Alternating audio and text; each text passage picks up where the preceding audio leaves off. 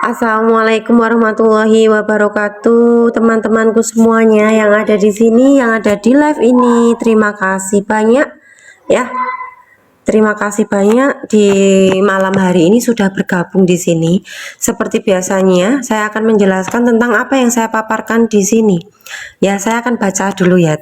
Ya, teman-teman semuanya ya. Saya akan baca dulu. Al-Qur'an di dalamnya ada 114 surat, di mana jika diambil intisari ada dalam surat Al-Fatihah 7 ayat. Diambil intisarinya lagi ada di dalam basmalah atau bismillahirrohmanirrohim 1 ayat dan ayat pertama.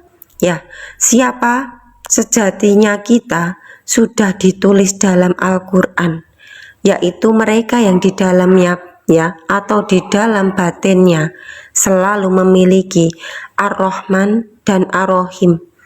Maka sesungguhnya dia adalah berislam secara hakikat ya. Nah, di sini saya mau menjelaskan ya. Terima kasih ya untuk teman-teman semua yang mungkin malam hari ini sudah hadir di sini, sudah diizinkan Tuhan untuk berada di sini ya. Luar biasa ya. Ya. Teman-teman yang udah ada di sini, saya mau menjelaskan sesuatu yang saya tulis di sini. Nah, teman-teman, sejatinya diri kita adalah ada di surat Al-Fatihah yang pertama, ayat pertama, basmalah. Nah, di dalam basmalah bismillahirrahmanirrahim, ya, teman-teman, itulah diri sejati kita, di mana pengasih dan yang itu adalah sejatinya kita, yaitu percikan ruhnya Tuhan, di mana Allah itu maha welas asih. Maha welas asihnya Allah dipercikan kepada diri kita ya, di mana diri kita ada percikan ruhnya Allah. Kemudian kita mempunyai sifat yang disebut Ar-Rahman dan Ar-Rahim juga. Nah, disinilah ayat pertama dalam surat Al-Fatihah ketika kita buka Al-Quran. Nah, ayat pertamanya itu adalah diri kita. Ibaratnya diri kita sedang lahir ya toh, lahirnya prot dulu dari kandungan ibu lahir, itu fitrah suci ya. Kita fitrah suci dalam keadaannya Ar-Rahman dan Ar-Rahim. Nah, setelah itu terbuka kan, terbuka, kita bisa melek matanya, kita bisa nangis, terbukalah seperti Al-Fatihah terbuka ya. Habis terbuka, tahu nggak ayat surat selanjutnya tuh ada surat apa? Al-Baqarah ya tuh. Lah, surat Al-Baqarah kan artinya apa? Sapi betina. Nah, kita ibarat kata ya, di dalam Al-Quran yang ada 114 suratnya itu ada 114. Kita diawali lahir itu suci. Habis suci apa? Masuk ke dalam surat-surat yang lain dari Al-Baqarah sampai selanjutnya. Ya, itu ibarat apa? Ibarat lapisan-lapisan kita ditempelin ya. Diri kita yang suci tadi, yang dari basmalah sama Al-Fatihah tadi ya, itu lama-lama bertumbuhnya semakin gede-gede, itu ditempelin oleh program-program ya, lingkungan sekitar kita ya toh. Ada orang tua, ada guru-gurunya, ada teman-teman, ada banyak hal yang menempeli kita, memberikan data-data ya. Datanya apa? Contohnya ya, Allah itu jauh loh, Allah ada di atas langit misalkan, Allah ada di arsy misalkan ya. Kita itu jauh sama Allah. Kalau mau dekat dengan Allah ya, kita harus apa? Harus beribadah secara rajin dan rutin misalkan ya. Karena kita itu mau dekat dengan Allah itu luar biasa gitu kan. Misalkan ya, kita harus misalkan pergi ke Mekah misalkan ya, kita pergi ke Mekah sana ya, kita mau beribadah ke sana biar dekat sama Allah misalkan ya. Itu kan adalah satu dua hal yang sudah ditanamkan sama kita. Kemudian kita juga diajarin bahwa apa? Dek, nanti kamu harus jadi anak yang pinter ya. Ya, karena kalau kamu gak pinter nanti tuh kamu susah nyari kerjaan. Kalau udah susah nyari kerjaan, kamu nanti gimana? Jadi orang yang miskin nanti gitu misalkan ya. Ya, enak jadi orang kaya, kalau jadi orang miskin nggak enak gitu misalkan.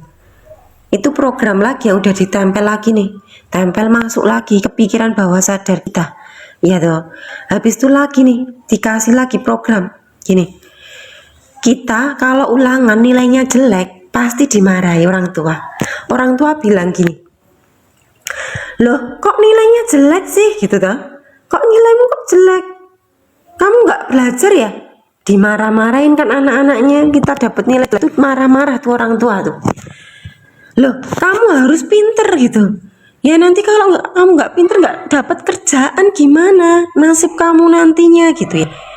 Itu adalah program-program yang sudah ditanamkan kepada kita sejak kecil ya toh. Selanjutnya apalagi programnya, contoh dari emosi ya dari emosi kita sudah diberikan program bahwa apa, bahwa gini, saat kecil kita marah, kita nangis ya, kita nangis ya, kita bersedih, orang tua tuh bilang begini, jangan nangis dek, nggak boleh nangis, udah diem gitu kan. Pernah nggak sih teman-teman digituin sama orang tuanya waktu kecil? Ayo ngaku yuk, siapa yang pernah digituin sama orang tuanya saat kecil? Siapa ayo? Kalau nangis dimarahin, nggak boleh nangis dek, udah diem yuk jajan yuk, diem, nggak boleh nangis gitu. Ya siapa yuk, ngaku yuk, siapa nih yang suka dimarahin orang tuanya? Kalau anak kecil nangis, kita sedang nangis ya, orang tuanya itu marah-marah, nggak boleh nangis, anak cowok kok sedih gitu ya. Ini cowok nih, cowok kok nangis, nggak boleh dong, cowok itu harus tangguh, harus kuat, nggak boleh nangis cemen gitu ya. Tahu nggak kenapa laki-laki tidak bisa mengekspresikan emosinya, atau dia itu nggak bisa marah, misalkan dia itu benar-benar flat sekali? Tahu nggak kenapa? Kok cowok itu lebih nggak punya sensitivitas dari emosional gitu loh. Kenapa?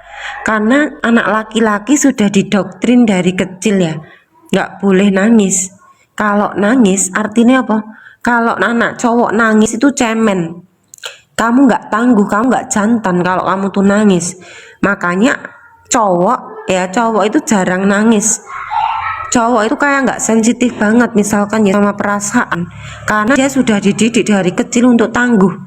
Padahal dia itu meronta, padahal dia pengen bersedih, pengen nangis, tapi nggak boleh nangis. Anak cowok kok nangis gitu kan? Cowok itu nggak boleh nangis. Kalau cowok nangis tuh cemen, kamu itu nggak tangguh kok cowok nangis. Yang nangis tuh harusnya cewek. Itu adalah dogma loh. Padahal cowok cewek ya, cowok cewek itu sama-sama boleh nangis, boleh sedih, boleh marah, boleh kecewa, boleh sakit hati, boleh jatuh cinta, boleh rindu, boleh bahagia, boleh damai, semua sama, tidak ada bedanya. Nah ketika kita sejak kecil sudah ditanamkan ya, ditanamkan seperti itu, maka tahu nggak teman-teman, tubuh kita sudah otomatis menolak hal-hal yang tidak enak ya. Kita nggak marah, kita mau marah nggak boleh. Tubuh kita sudah dikondisikan untuk melawan dan melawan ya, melawan atau lari, bertahan hidup. Itulah mode bertahan hidup ya. Nah, ketika kita sudah punya mode bertahan hidup sejak kecil, tubuh kita, sel-sel tubuh kita sudah ada modenya bertahan hidup. Yang terjadi apa? Yang terjadi kita tidak bisa merasakan emosi kita apa adanya. Kita tidak bisa merasakan, menerima emosi kita apa adanya. Karena di dalam tubuh kita, sel tubuh kita sejak kecil itu sudah diajarin apa? Kita sudah diajarin untuk menolak hal-hal yang tidak nyaman. Ya, menolak rasa emosi marahmu, sedihmu, kecewamu, nggak boleh. Jadi kita sudah bertahan hidup sejak kecil. Tahu nggak, kalau kita sudah bertahan hidup sejak kecil, maka saat dewasa hidup kita akan bertahan hidup juga sama. Semakin stres tubuh kita ya, karena di pikiran bawah sadar kita itu banyak sampah yang mengendalikan diri kita ya. Sampah itu bekerja terus menerus 24 jam. Sampai apa? Sampai apa kita sadar, kita punya kesadaran untuk memutus pola itu, untuk mendelete semua data-data di pikiran bawah sadar kita ya. Saat kita sudah bisa mendelete itu semua, sudah sadar, maka teman-teman, program-programmu tidak akan bekerja di pikiran bawah sadarmu lagi. Dia udah cut ya, dia udah diputus, dia sudah dihapus ya. Akhirnya apa? Oh, rekaman nggak bisa. Akhirnya teman-teman semuanya ada di mode bertahan hidup. Ya. Teman-teman ada di mana? Di mode bertahan hidup. Saat modemu bertahan hidup ya, makanya kenapa seseorang kalau dia udah gede dewasa, semakin banyak dia itu apa? Mungkin susah nyari uang, susah jodohnya, susah apa-apanya karena apa? Luka batin. Ya, jadi ada luka, ada dogma doktrin, dan semua data-data sudah ditempel di kepala kita sejak kecil. Maka itu disebut apa? Al-Quran kita lahir basmalah, kita lahirnya dengan basmalah, cinta kasih. Habis itu pembukaan, dibukalah kita lahir di bumi ini, kita dengan apa ya? Dengan fitrah, dengan dibukakan semua mata hati kita semua secara fitrah ya. Habis itu masuk ke surat Al-Baqarah ya, ditempeli dogma doktrin ya. Ini nggak baik, ini yang baik loh, kamu nggak boleh ngelakuin ini, kamu harus ngelakuinnya kebaikan yang kayak gini. Kalau melakukan yang buruk nggak boleh, jangan. Udah dididik, itu ibaratnya surat Al-Baqarah. Lah habis surat Al-Baqarah sampai surat-surat selanjutnya sampai 114 surat. Itu kitab kita dan perjalanan hidup kita sampai akhirnya kita berada di surat terakhir. Apa anak-anakku? Surat apa ayo? Ada surat yang terakhir, suratnya apa?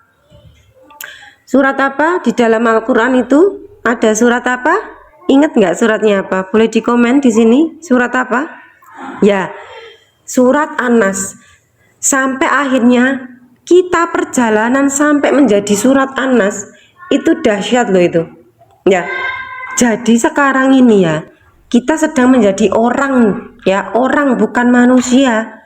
Orang itu dia itu masih ditanamkan banyak dogma doktrin, terus masih ada data-data yang tidak memberdayakan. Jadilah orang, dia nggak sadar sampai akhirnya dia berjalannya waktu memperjalankan apa, kehidupan ini berjalan terus berjalan sampai dia menjadi seorang manusia. Surat An-Nas itu adalah luar biasa loh perjalanannya. Sampai di surat An-Nas dia akhirnya apa? Katam. Sampai di surat An-Nas dia menjadi sosok manusia yang bijaksana, kesadaran utuh ya. Dia menjalani hidup dengan kesadaran, maka dia pantas disebut apa? Manusia atau surat An-Nas. Setelah menjadi surat An-Nas, dia menjadi sosok manusia yang utuh. An-Nas, dia apa? Dia baru bisa berjalan menuju surat Al-Ikhlas. Habis An-Nas itu kan naiknya kan Al-Ikhlas toh. Lah Al-Ikhlas disitulah dia baru bisa menjadi orang yang ikhlas saat dia menjadi manusia. Jadi orang yang sudah ikhlas adalah dia orang yang sudah menjadi manusia seutuhnya, manusia yang sadar, kemudian dia ikhlas. Di situ ikhlas itu bukan kata-kata ya, aku ikhlas, ini bukan. Ikhlas adalah sebuah hasil dari tindakan ya, dimana apa di dalam surat An-Nas itu artinya apa? An-Nas Al-Ikhlas tuh ya, Al-Ikhlas artinya kemurnian, kesucian ya toh. Nah di dalam surat Al-Ikhlas itu kan memurnikan, hanya ada dia, tidak beranak, tidak diperanakkan gitu ya. Nah adanya diesakan, makanya surat Al-Ikhlas tuh nggak ada ikhlasnya ya. Surat Al-Ikhlas adanya mengesahkan Tuhan. Jadi manusia yang sudah menjadi orang yang sudah jadi manusia An-Nas, dia akan masuk dalam mode ikhlas beneran, mengesahkan Tuhan, sehingga dia sudah melebur dengan Tuhannya. Dia merasa bahwa segala yang aku lakukan, yang aku lihat, yang aku dengar, yang aku ucapkan, yang aku lakukan ini adalah Allah yang menggunakanku ya dalam kehidupanku, bukan aku lagi. Itulah orang yang ikhlas. Dia sudah meniadakan dirinya, dia sudah menyatu dengan Tuhannya, dia sudah menyatu dengan Allah. Makanya dia yang disebut khatam ya. Jadi orang yang sudah khatam Al-Quran itu bukan ngatamin, dalam hakikatnya itu bukan ngatamin ayat-ayatnya, tapi dia sudah berjalan ya, sudah khatam Al-Quran, berjalannya hidup dan akhirnya dia menemukan sejatinya diri dia, ya, menemukan kembali sejatinya diri dia menjadi manusia yang utuh, manusia yang selaras dengan Tuhan, manusia yang sudah mengesahkan Tuhan, manusia dari surat Anas ke Al-Ikhlas, manusia yang sudah ikhlas beneran, ya. Dia hanya mengesahkan Tuhan dan dia sudah lepas dari keakuanku, ego dan pikiran. Dia sudah selaras dengan Tuhan. Dia sudah siap digunakan Tuhan untuk menjadi cahaya di alam semesta ini. Dia sudah menemukan misi jiwanya dia apa. Dia sudah bisa beribadah, melaksanakan sholatnya, ya. Sholatnya itu apa? Ibadah terhubungnya dia dengan Tuhannya dengan cara jiwanya dia masing-masing, gitu ya. Ya, jadi bukan sholat yang gerakan, ya, gerakan kita sholat misalkan 5 waktu, tapi sholatnya adalah sudah sholat terhubung terus menerus, ya, karena dia sudah tahu peran dia apa di bumi ini, dia sudah tahu perannya apa, dia sudah tahu peran di bumi ini apa, sehingga dia sudah selaras, misi jiwanya sudah selaras, dia sudah beribadah sepanjang waktunya, sudah selalu terhubung dengan Tuhan.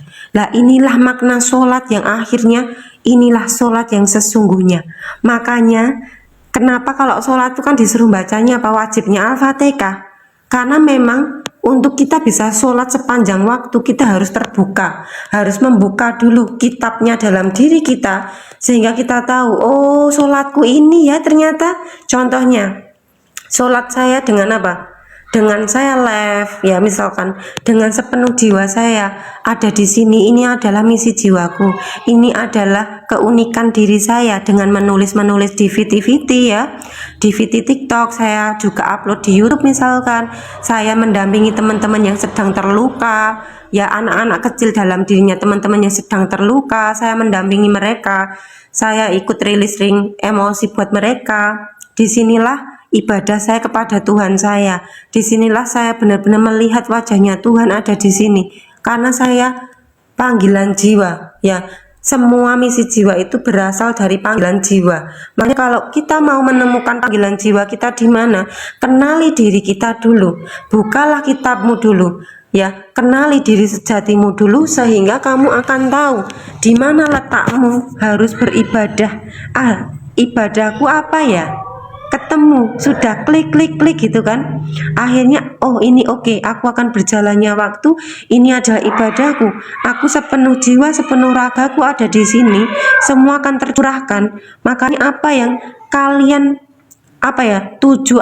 kalian senangi, passionmu yang luar biasa itu yang kalian benar-benar senangi, itu tidak jauh dari misi jiwamu. Makanya orang kalau sudah menjiwai sesuatu, dia akan menghasilkan bibit yang luar biasa, ya, menghasilkan sesuatu yang dahsyat. Karena apa? Hadirnya misi jiwa dia itu dari dalam diri, dari cahaya ilahi, dari ketulusan hati, tidak ada pemberian apapun, ya. Dia akan mengabdi, ibarat kata, ya, dia itu sudah mengabdi terhadap Tuhannya. Pengabdian dia digunakanlah tubuhnya sama Tuhan untuk menjadi cahaya di alam semesta ini. Seperti itu gambarannya, kita bisa mengenali diri sehingga apa yang kita lakukan sudah selaras. Apa yang kita lakukan ini benar-benar luar biasa powerful gitu loh, ya, karena ada nyawanya. Misalkan saya sedang live, maka sepenuh hati sepenuh jiwa saya mindfulness di sini, sehingga apa, saya merasa terhubung dengan Tuhan. Ketika saya mengucapkan apapun di sini, saya tidak merasa bahwa oh ini aku yang ngucapin, enggak, karena nggak mikir, nggak gimana, tiba-tiba terjadi. Nah, apa yang saya ucapkan di sini pun itu pasti merasuk ke dalam jiwanya teman-teman, ya. Jadi menyentuh jiwamu. Kenapa bisa menyentuh? Karena ini bukan manusia yang melakukan, ya. Sepenuh hatinya ini dari siapa? Dari Tuhan yang sedang menggunakan tubuh ini untuk mengalirkan alirannya, sehingga kata-kata yang terucap di sini itu menggetarkan jiwa, membuka kesadaran teman-teman semuanya. Tidak mungkin manusia bisa melakukan seperti ini. Jadi kita sama-sama menyadari di sini bahwa hanya Tuhan yang bisa membuka kesadaran manusia. Lewat siapa? Lewat orang-orang yang Dia pilih, misalkan lewat guru-guru kita, misalkan lewat orang tua kita, misalkan, dan banyak hal, ya. Jadi Allah itu lewatnya itu banyak sekali caranya. Jadi sadari yang ngomong ini bukan aku yang sebagai sosok manusia, Tapi ucapan ini terucap dari siapa? Dari Tuhan yang sedang menggunakan tubuh ini untuk mengalirkan alirannya dia. Jadi saya juga sebenarnya nggak ngapa-ngapain di sini, gitu ya. Nah, selanjutnya ketika teman-teman sudah mengenali diri sejatinya, teman-teman akan tahu ini suara pikiranku, oh ini egoku yang sedang jalan, oh ini emosiku di dalam tubuhku yang sedang ada. Maka kita akan, sebentar ya, aku rekamannya ternyata 10 menit nih. Bentar. Nah, kemudian kita akan tahu mengenali diri itu, kita tahu suara pikiran. Oh, ini pikiran nih bersuara. Oh, ini ego. Oh, ini sensasi tubuh fisikku. Jadi yang disebut releasing emosi adalah apa? Emosi itu adalah energi. Lah, emosi, pendaman emosi itu adalah apa? Energi yang tersumbat dalam tubuh kita. Lah, sumbatan energi yang tersumbat dalam tubuh itu menampilkan apa? Kejadian di luar kita. Makanya orang yang ada pendaman emosi kemarahan, dia akan dihadirkan orang-orang yang marah datang ke dia. Ya, dia akan datang nih. Kenapa kok datang orangnya? Karena vibrasi kita memang ada pendaman emosi kemarahan, sehingga harus ada orang yang marah yang datang sama kita, supaya apa? Pendaman emosi kita itu muncul, kita terima rasa itu dengan sepenuh hati. Habis itu sudah selesai di-cut, udah terpotong, nggak looping lagi, tidak ada kejadian yang berulang lagi. Makanya hal yang paling penting nomor satu saat kita mau mengenali diri apa? Kenali emosimu, ya, supaya kita bisa merilis segala pendaman emosi dalam diri kita. Kalau sudah selesai, kalau teman-teman sudah rilis emosi atau pendaman emosimu itu udah cair, otomatis apa? Otomatis kejadian di luar dirimu itu berubah sendiri tanpa kamu harus merubah, dia akan berubah sendiri. Makanya orang kalau udah manifestasi, orang itu kalau manifestasi dan lain-lain itu terjadi jika apa? Dia sudah tidak ada pendaman emosi, layer-layer emosi dia itu sudah hilang, sudah nggak ada kesadaran penuh. Makanya orang manifestasi itu gampang banget, gitu ya, karena pendaman emosi dia itu sudah luntur, sudah cair ya. Makanya hal yang paling penting apa? Rilis emosi. Dirilis dulu emosi kamu supaya kamu bisa menyadari semuanya, ya. Kesadaranmu akan mengambil alih lagi yang awalnya pikiran ego emosi itu mengambil alih diri kamu. Nanti akhirnya kamu akan kesadaran yang akhirnya mengambil alih mereka semua, sehingga kamu bisa menjadi manusia atau surat An-Nas. Nah, ketika kita sudah jadi manusia Anas, maka kita akan lebih mudah ikhlas dalam menjalani hidup, ya toh. Kita akan bisa mindfulness, ya. Kita akan bisa sadar penuh saat ini. Ya, seperti itu ya. Itulah diri sejati kita, apa? Ar-Rahman dan Ar-Rahim. Apa artinya? Maha pengasih dan penyayang. Jadi maha pengasih dan penyayang itu adalah diri sejati kita, di mana ketulusan adalah backgroundnya. Ketulusan kita adalah latar belakang atas segala hal yang akan kita lakukan. Maka kita sudah selaras dengan Allah atau Tuhan jika latar belakang kita adalah ketulusan, cinta kasih, Ar-Rahman dan Ar-Rahim, gitu ya. Ya, gimana teman-teman semua, sudah paham sampai di sini? Boleh dikomen dulu sebelum saya membaca komentar. Ya, boleh dikomen sampai di sini paham tidak? Paham, jelas apa tidak? Boleh dikomen dulu. Waalaikumsalam Bunda Ana. Amin, puji Tuhan. Ya, silakan dikomen dulu teman-teman, sudah paham belum teman-teman? Paham Bun, alhamdulillah. Ya, yang lainnya paham nggak tadi? Boleh dikomen dulu. Ya. Boleh dikomen dulu, sudah paham belum? Ilmu apa ini namanya? Ini adalah ilmu apa ya? Ya, ilmu filosofi. Ya. Terima kasih Pak Tarman. Ya, harus diulang-ulang ya. Nggak apa-apa diulang-ulang. Nanti saya ini masukin di YouTube ya. Saya baru mau buat. Iya teman-teman, iya, hakikat kehidupan. Jadi jangan lupa ya, releasing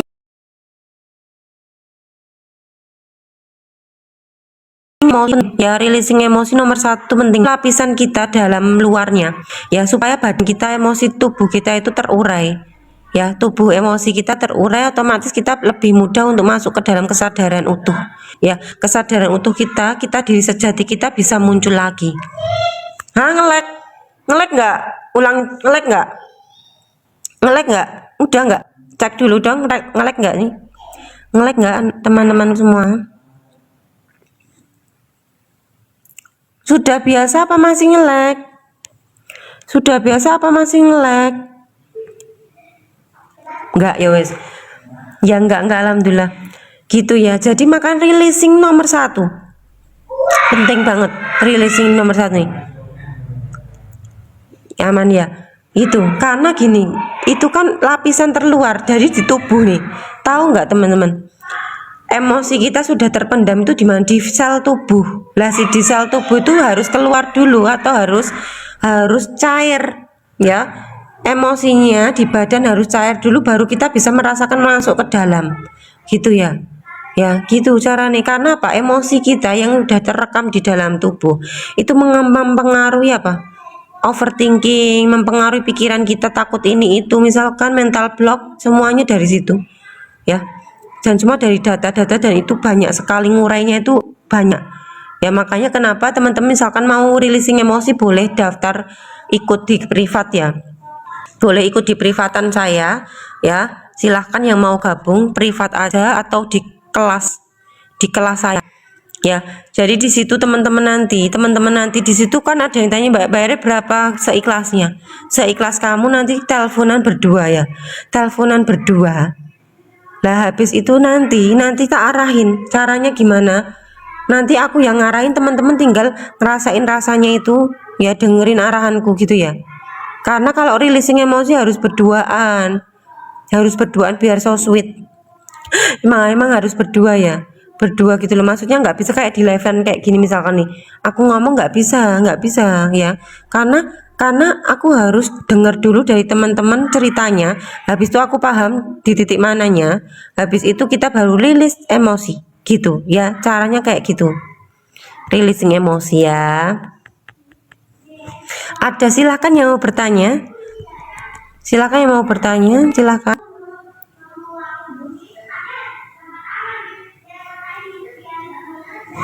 Sip. Sudah direkam ya? Iya, tak cek dulu tapi udah direkam mas.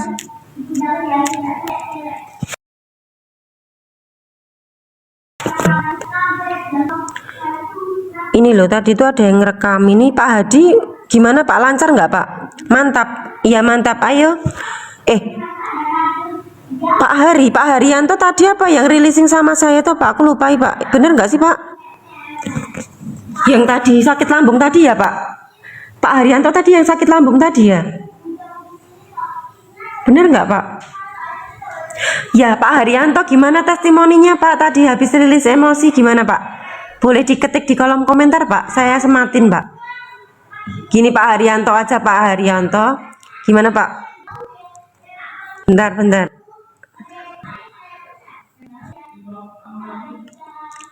Rasa kesal, kasihan, bersatu, gimana cara hilangkannya? Nah ya itu kita ngobrol dulu ya, soalnya nggak teki, soalnya harus ngobrol telepon berdua. Tiba hidup terasa lelah, semua tubuh bergetar sendiri. Itu iya gini, punya kakak bergetar itu rilis emosi lewat tubuh, makanya tubuh kita itu lelah banget padahal nggak ngapa-ngapain, lelah, capek, bergetar, dia sedang shaking itu apa? Shaking itu adalah salah satu cara tubuh untuk merilis emosi. Loh, katanya Pak Haryanto nih. Pak Haryanto boleh nggak ngomong di sini Pak?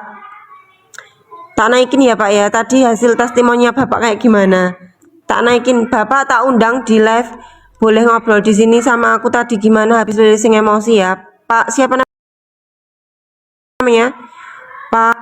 Pak Haryanto. Undang. Udah.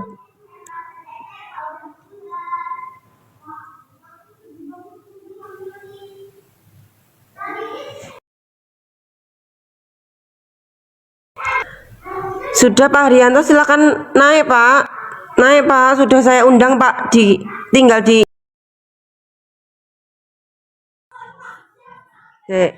Selamat malam Pak. Ya, selamat malam, Mbak. Assalamualaikum. Iya Pak, saya bentar. Rekam udah. Oh, sebentar. Gimana Pak tadi Pak? Habis releasing emosi. Alhamdulillah, setelah tadi teleponan sama Mbak, Hmm. enak. Ternyata lebih cepat ya. Selama ini kan tak kirain harus dengan zikir atau dengan nafas. Ternyata cuma diamati terus kita pasrahkan bahwa penyakit itu datang karena Allah. Dengan adanya penyakit, saya program dengan adanya penyakit itu sebagai wujud datangnya Allah. Seketika itu hilang Pak, jadi dingin gitu. Iya Pak. Iya Pak, bener Pak. Makanya kan sebenarnya maksudnya titik releasing itu apa? Masuk ke dalam mode sadar. Jadi kalau teman-teman ya, sebenarnya kan yang susah di sini ya, yang susah di sini tuh masuk mode sadar gitu loh, masuk mode sadarnya ini. Makanya kadang itu kan teman-teman nggak bisa, harus kayak dibantu sama orang gitu ya, atau Iya, dibantu sama pembimbing misalkan ya, buat masuk buat masuk mode sadarnya. Jadi kalau orang udah masuk ke dalam mode sadar, maka dia itu akan bisa rilis sendiri, akan bisa nerima gitu. Nah ini prosesnya sampai orang itu yang awalnya belum sadar jadi sadar lah, ini kan perlu kayak mungkin dibimbing orang gitu loh ya, dan akhirnya dia bisa ngelepasin rasa itu dan dia menyadari bahwa oh aku yang ini, oh iya ternyata aku bukan ini gitu loh. Nah di situ kan akhirnya berjalan ya Pak ya. iya siap. Berarti sama juga dengan Iya kalau emosi juga Mbak ya. Kalau sama ngilangin penyakit sama seperti Pak itu, kalau emosi juga seperti itu ya, juga ya berarti ya. sama iya, sama banget, sama kayak gitu. Nah sekarang Pak Cingko ini ada satu lagi, Pak Cingko mau saya undang juga. Pak Cingko kemarin kapan itu juga releasing emosi ya, saya undang Pak, silakan bergabung naik ya Pak. Pak Cingko mana nih, kok nggak ada? Oh ini nih, saya undang Bapak Cingko, silahkan bisa bergabung naik Pak. Pak Cingko silakan naik, bisa testimoni itu apa, rilis emosinya kemarin tuh ya Pak. Sebentar,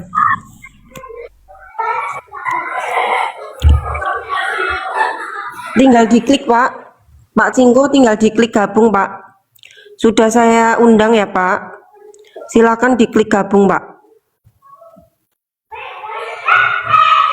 Sudah belum Pak? Pak Cingko sudah belum? Bentar, Pak Cingko kemarin lagi mangan. Oh lagi mangan ya udah. Pak Cingko kemarin itu kan juga releasing emosi, ada pendaman emosi juga, dan akhirnya ketemu titik, habis itu dia sudah plong. Gimana Pak, sudah plong belum Pak? Pak Cingko habis rilis emosi gimana Pak, sudah lega belum? Boleh dikomen di sini Pak, boleh dikomen di sini Pak.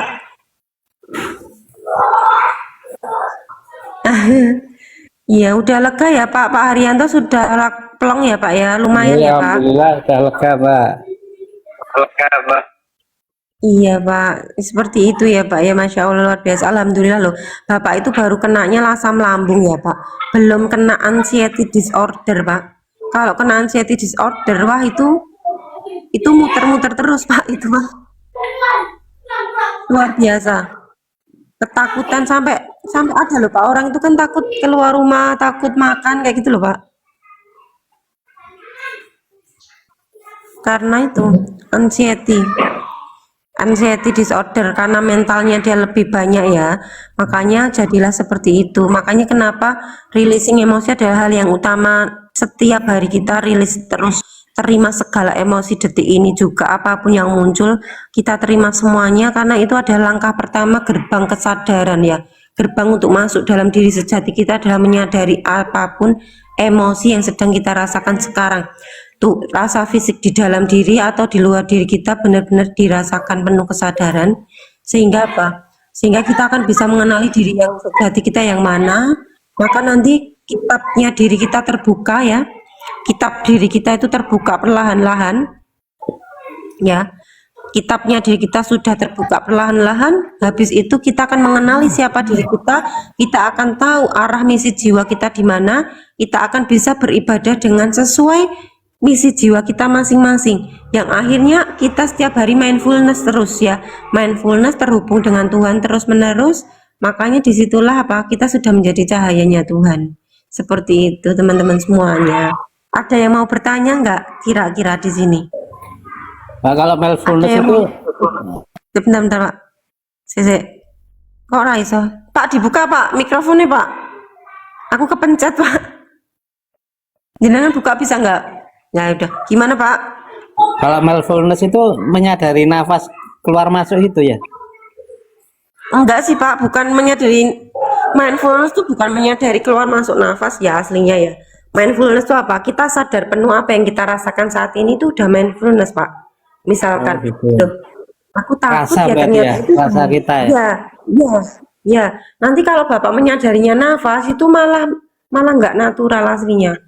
Maksudnya gini, Bapak kan kayak ngerasain nafas, itu kan malah nggak natural Pak. Lah natural mindfulness itu apa? Kita sadar ada pikiran muncul, oh pikiranku sedang gini, oh emosiku sedang begini, oh egoku sedang naik. Itu kan kita sedang mindfulness. Jadi orang mindfulness itu kan tahu apa yang terjadi dalam tubuhnya dia, ya toh Pak. Ada yang di luar tubuhnya dia itu udah tahu. Nah, tapi kalau orang enggak mindfulness, dia itu marah pun enggak sadar loh Pak kalau dia marah, ya toh. Tapi Iya. kalau orang mindfulness, loh, kok aku marah ya? Itu kan sadar Pak. Kok aku marah kenapa ya? Itu sadar.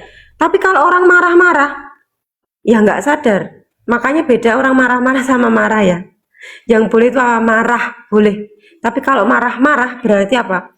Dia sedang meledak atau sedang tekanan dalam dirinya dia, pendaman emosi dia sudah full. Makanya dia marah-marah. Nah kalau marah itu boleh. Marah itu boleh. Naturalnya kita boleh marah, boleh sedih, boleh kecewa, boleh Pak. Jadi diakui saja semua rasa itu saat ini apa. Habis itu kita rasakan, oh ini ya. Oh, begini diamati, Pak. Lah itu sudah sadar namanya, Pak. Begitu ya, Pak ya. Oke, siap. Ya, dilakukan tiap hari latihannya, bareng-bareng saya juga latihan tiap hari. Ya kadang saya juga sadar, kadang juga enggak, ya enggak apa-apa. Kan kita enggak mencapai apa-apa kan. Kita tidak sedang mencapai sesuatu, kita tidak sedang berprestasi, kita tidak sedang ngapa-ngapain. Kita hanya sedang menjadi makhluknya Tuhan yang apa? Yang penuh dengan dualitas kehidupan. Ya kadang sakit, kadang juga sehat, kadang bahagia, kadang juga sedih. Kita hanya disuruh ngalamin, enggak? Ngalamin, oh sedih begini, oh nangis begini gitu loh, oh marah begini gitu. Jadi tidak untuk memilih ya. Kita hidup ini tidak untuk memilih apa. Kamu harus yang baik-baik milihnya, nggak boleh yang buruk, bukan begitu. Kita harus mengalami dualitas hidup ini untuk pengalaman. Kalau sudah mengalami dualitas hidup, maka teman-teman akan tahu punya pengalaman hidup. Jadi kita itu bisa jalani hidup dengan bijaksana, kayak gitu ya. Makanya kenapa ya kita itu dari kecil tuh udah disuruh ya apa? Jangan marah gitu kan? Nggak boleh marah. Kalau marah nanti dimarahi Tuhan nanti dapat dosa gitu. Bener nggak? Padahal nggak apa-apa. Boleh. Kita harus punya skill regulasi caranya gimana ya pas marah itu kita bisa ngontrol diri misalkan. Itu kan boleh gitu loh. Marah itu nggak apa-apa. Ya. Jadi jangan apa ya menekan kemarahanmu. Kalau menekan kenapa? Kalau kita menekan kemarahan yang terjadi apa? Yang terjadi pendaman emosinya semakin tebal. Nah, kalau orang pendaman emosi semakin tebal, dia itu apa? Dia akan jauh dari sejatinya diri, ya. Gitu ya. Naik boleh Mas Ri, boleh diklik tamu. Diklik tamu Mas Ri, diklik tamu aja. Mana ya, saya tak diundang berarti ya. Tamu, berarti masih yang Mas Ri ya. Mana toh Mas Ri? Masri, ini nih. Sudah Kak, sudah diundang. Yo, nggak harus bahagia no Kak, kok bahagia terus? Kadang bahagia, kadang enggak. Selamat malam.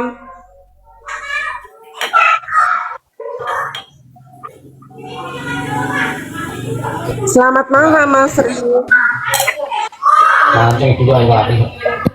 Selamat malam. Malam, Bun. Salam kenal Ya, ya. pripun, Saya Mas? dari Oh iya. Ya, selamat Dari malam. kota mana? Ya. Dari kota Blora, Jawa Tengah, Bun. Oh, sama-sama ya. Saya juga Jawa Tengah. Pripun, Mas? Itu mau nanya itu loh, arti tadi loh alif lam mim kalau ada pencerahannya dari Bude. Alif Lam Mim. Alif Lam Mim saya belum mempelajari itu juga sih, Mas. Jadi gini ya, saya belajarnya ini tuh kan dari cuma pengalaman kehidupan. Yang ini ya, tentang oh ternyata ini dan materi apa ya?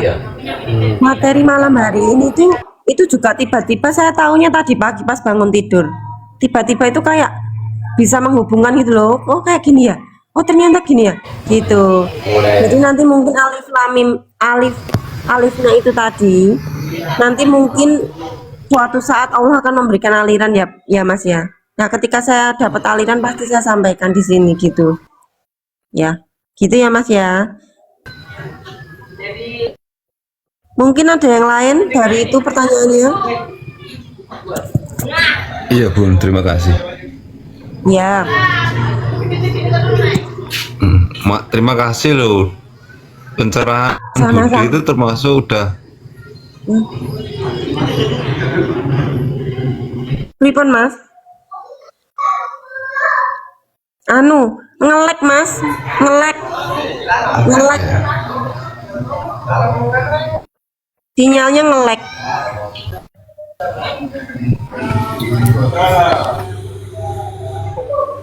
ya itu aja tadi, Bun. Nah, Semoga bermanfaat ya Mas Ri. Semoga ada apa ya? Ada manfaatnya. Iya. Tekan sebagai Teh Amina. Iya. sinyalnya agak susah nih, Bun. Ini. Oh iya, Bude, nggak apa-apa Mas. dapat pencerahan ini udah lama ya, Bun? Bude.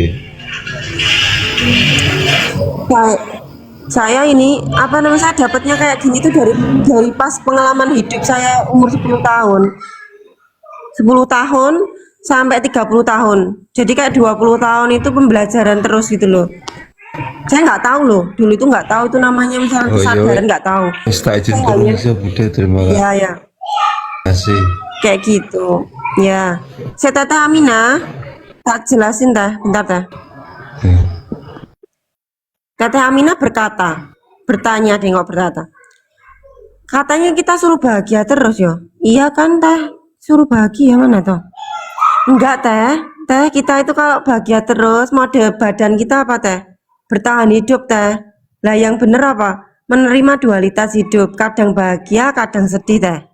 Nah kalau kadang bahagia, kadang sedih, kita terima bahagia, damai. Tapi kalau kita nggak mau sedih, pengennya bahagia terus, otomatis apa? Badannya kita sudah bertahan hidup, stres itu. Makanya yang selalu saya bilang apa? Terimalah. Ya aku sedih sekarang di aku ya Allah, ternyata aku sedang sedih, nangislah, boleh ya.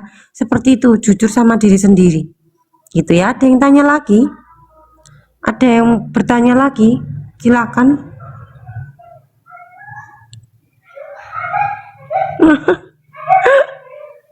Ya Allah. Ada lagi nggak yang bertanya teman-temanku? Nggak rasa ngerekam ya? Kamarnya kurang ini. Ada yang mau bertanya nggak? Pak Hadi berhasil nggak Pak direkam Pak? Iya Mbak, ya bener Mbak, intinya dinerima, ya bener banget. Betul Mbak El bener banget. gitu ya. Nah teman-teman silakan ya mau gabung-gabung di grup, misalkan ya mau rilis emosi bisa ikut kelas privat misalkan ya, silakan WA saja saya, nomornya di situ ada. Silahkan, kalau nggak juga nggak apa-apa, ikut live aja, misalkan ketika saya live bisa ikutan live aja gitu ya. Ya teman-teman semuanya, terima kasih banyak ya atas waktunya pembelajarannya di sore hari ini, di malam hari ini ya. Luar biasa, Masya Allah ya. Terima kasih yang sudah memberikan saya gift-gift tadi, yang sudah memberikan tap-tap layarnya juga. Terima kasih banyak. Ya, saya tunggu kehadirannya teman-teman di grup-grup saya atau di kelas grup WA atau di kelas privat ya. Releasing Emosi by Zero Ismi.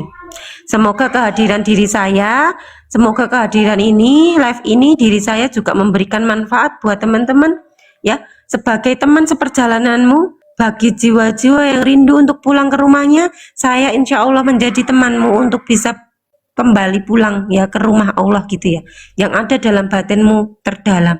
Karena sungguhnya Tuhanmu sudah menanti kamu, ya Tuhanmu sudah menunggumu di situ untuk pulang ke rumahmu ya, ke rumahmu sendiri, rumah kedamaianmu. Disitulah kamu sudah berlimpah, semua sudah ada tersedia dengan sempurna. Sadarilah bahwa dirimu adalah kesadaran utuh. Kamu adalah basmalah. Kamu adalah Ar-Rahman dan Ar-Rahim. Kalian yang sudah punya keberlimpahan, ya, maka sadarilah sepenuh hatimu terus-menerus. Terima kasih banyak ya atas waktunya. Rahayu buat teman-teman semuanya. Sejahtera buat kalian semuanya, penuh keberlimpahan kebaikan ya. Dan untuk semua sel-sel dalam tubuh kita, untuk semua makhluk-makhluk Tuhan yang ada di alam semesta ini senantiasa damai, bahagia, sejahtera ya, penuh cinta kasih. Cukup sekian dari saya teman-temanku semuanya ya. Assalamualaikum warahmatullahi wabarakatuh.